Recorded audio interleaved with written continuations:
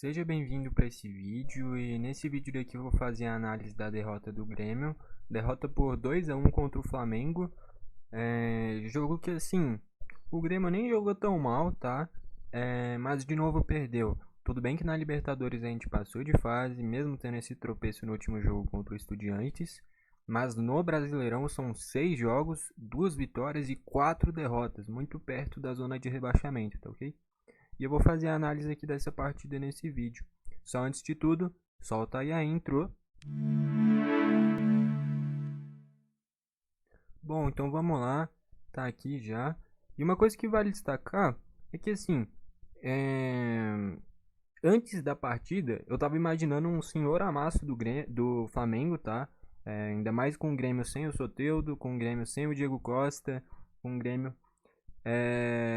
que eu ainda descobri muito perto do jogo que o Gustavo Nunes estava suspenso, então a gente perdeu o titular da ponta do drible, perdeu o reserva imediato dele, perdeu um dos melhores volantes do Brasileirão e ainda perdeu o nosso centroavante, único centroavante que tem a capacidade de fazer gols, né?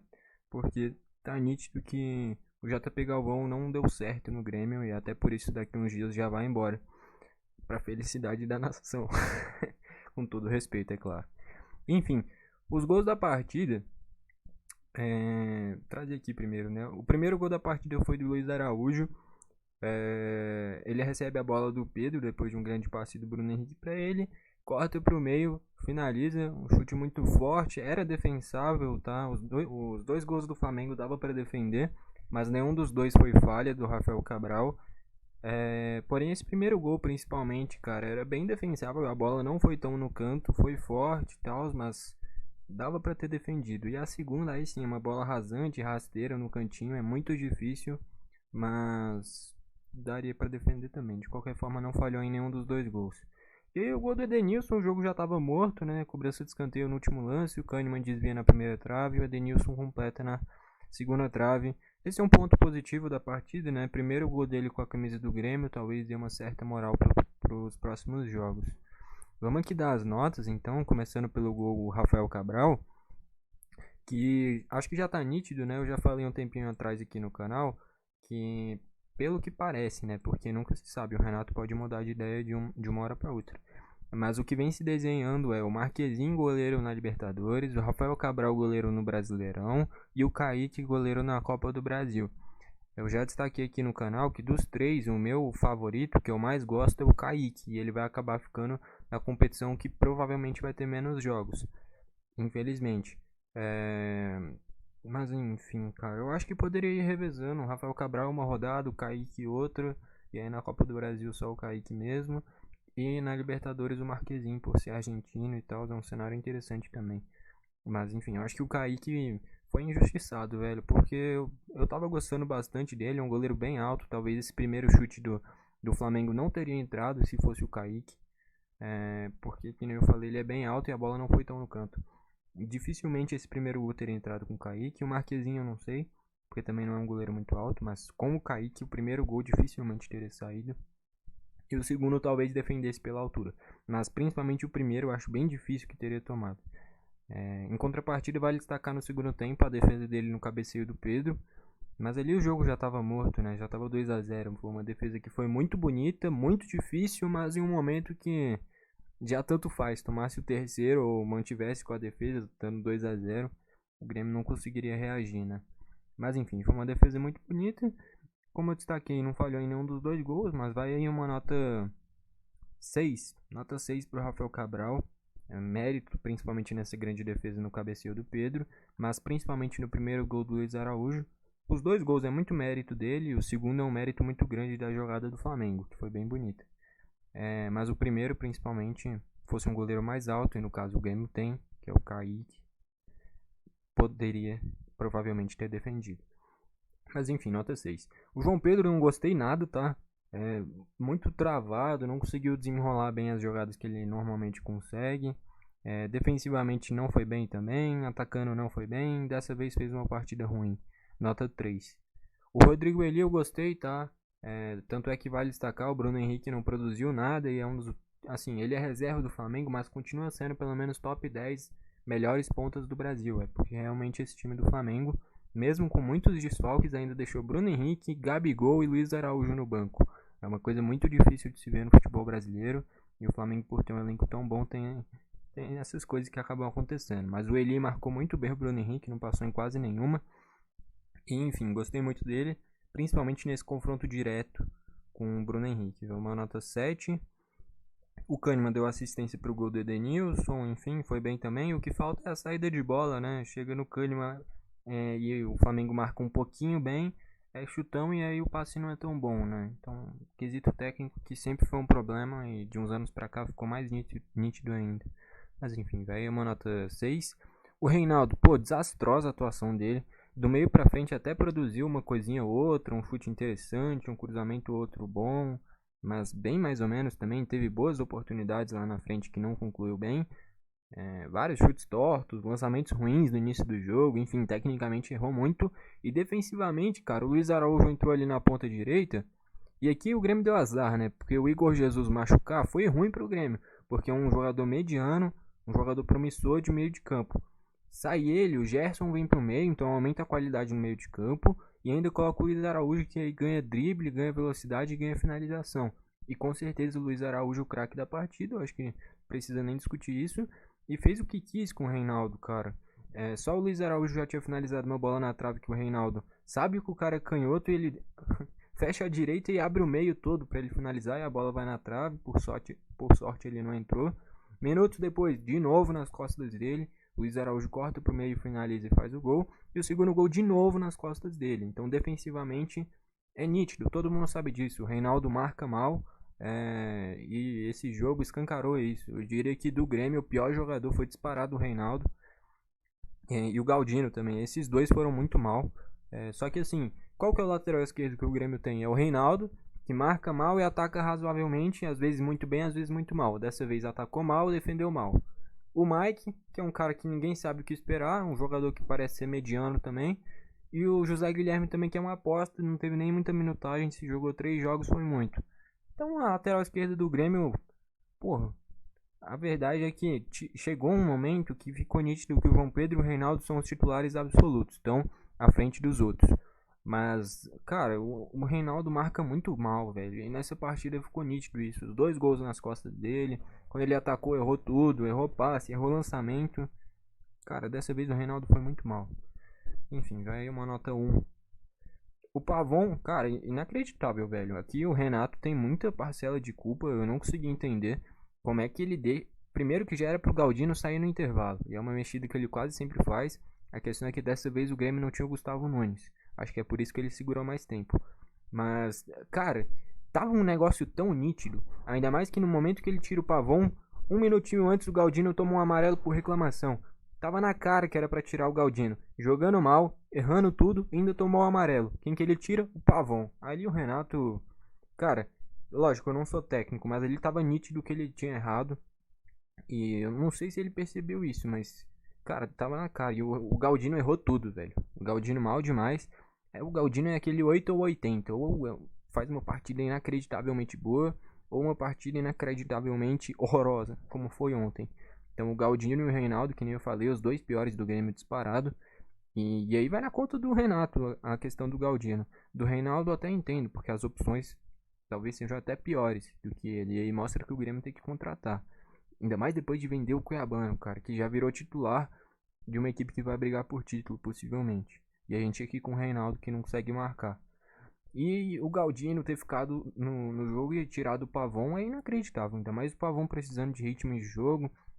Tava marcando bem, criando, finalizando mal, né? Vale destacar, tava finalizando mal, mas pelo menos tava finalizando. O Galdino nem isso. O Galdino muito apagado, muito mal. E ainda usou a maioria do tempo o Galdino pela esquerda e o Pavon pela direita. Velho, aqui o Renato mandou mal demais na minha visão. Enfim, o Galdino muito mal também, vai uma nota 1. O PP eu queria destacar que foi muito bem, tá? O Grêmio, eu vou mostrar daqui a pouco, mas se conseguiu ter finalizações muito parecidas, posse de bola bem parecida também, é muito na conta do PP. Armou o time muito bem no meio de campo, tá? Enfrentando o seu ex-time, né, o time que revelou ele conseguiu jogar muito bem. Vai uma nota 8, eu diria que o PP, se não foi o melhor, foi um dos melhores do Grêmio. O Dodge também, o Dodge, que nem eu já falei, cara, aqui no canal, não é nenhum craque, não dá pra gente imaginar ele fazendo vários gols, imaginando dar várias assistências, mas é um cara que é um motorzinho, ajuda muito na marcação. Vai aí uma nota 6, ficou na média. Não foi nem mal nem bem, foi mediano. Enfim.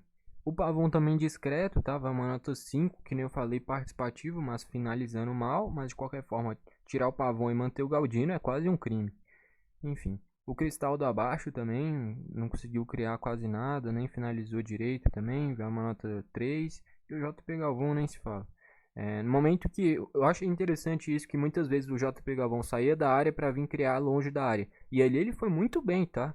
Eu gostei bastante, mostrou que tem qualidade mesmo. Porém, se ele vem armar, quem é que fica na área? E, pô, as mexidas foram inacreditáveis, velho. O Grêmio começou a jogar a bola na área justo quando tirou o JP Galvão. E aí você vai ficar cruzando na área pra quem fazer gol de cabeça? O Cristaldo no meio de 3 zagueiros. O PP no meio de 3 zagueiros. O Dodi no meio de 3 zagueiros. Natan Fernandes no meio de 3 zagueiros. Quem é que vai fazer o gol de cabeça, cara? Não fez sentido. Começou a colocar jogadores para jogar a bola na área e tirou a única referência que tinha. E aí, tudo bem, vale destacar, o JP Galvão não rendeu no Grêmio, tinha que tirar mesmo, só que aí não tem nenhuma opção no banco. E aqui não é um erro do Renato, aqui é um erro de gestão do Grêmio. Não dá pra você ter só o JP Galvão como reserva e... Não... Cadê o Jardiel, cara? O Gustavo Nunes aproveitou muito a oportunidade, mostrou que é um craque.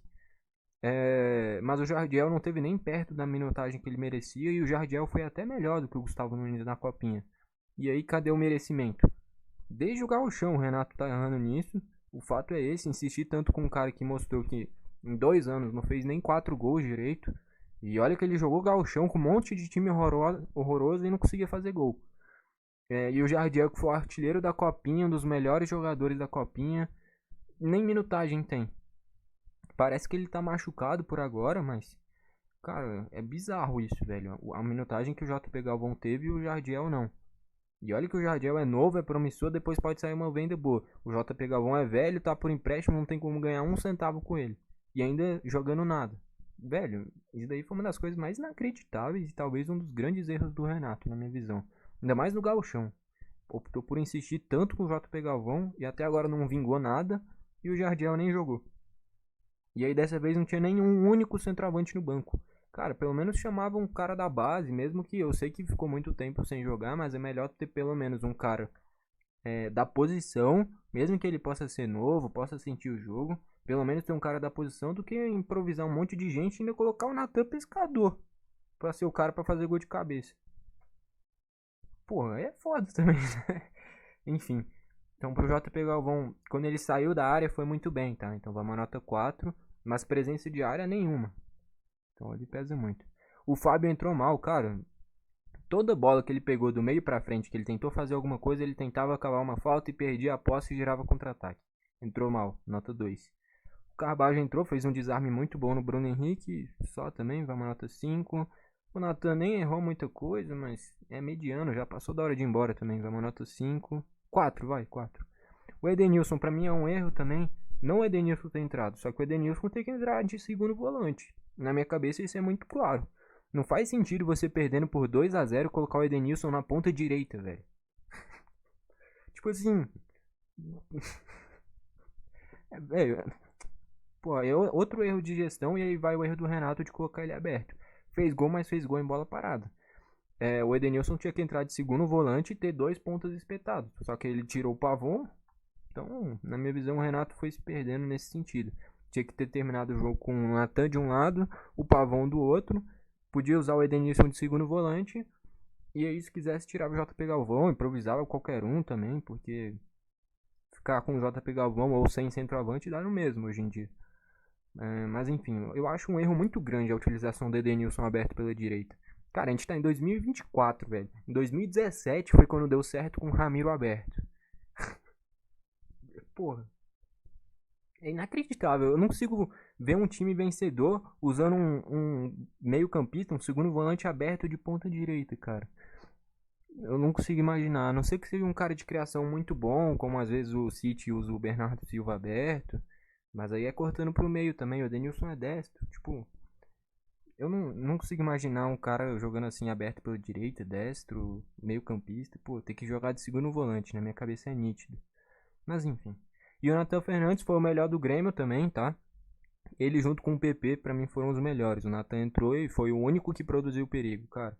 Entrou ali pela esquerda, que já foi um erro ter deixado o Galdino tanto tempo e tirado o Pavão. Cara, eu não tô conseguindo entender isso até agora. Qual o sentido de ter tirado o Pavão, precisando de ritmo de jogo, chamando a responsabilidade, e deixar o Galdino, que assim, olha que eu defendi ele várias vezes, tá? Até contra o Estudiantes eu achei que ele tinha que ser titular no lugar do Pavão.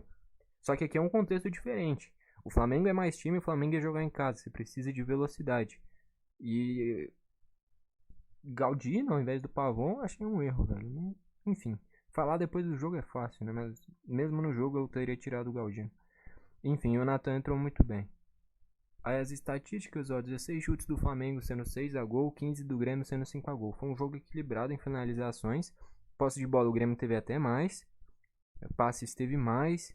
Faltas bem parecido, cartões um pouquinho mais pra gente também, mas escanteios pro Grêmio também. As estatísticas mostram bem claro, foi um jogo bem equilibrado. O Grêmio não jogou mal.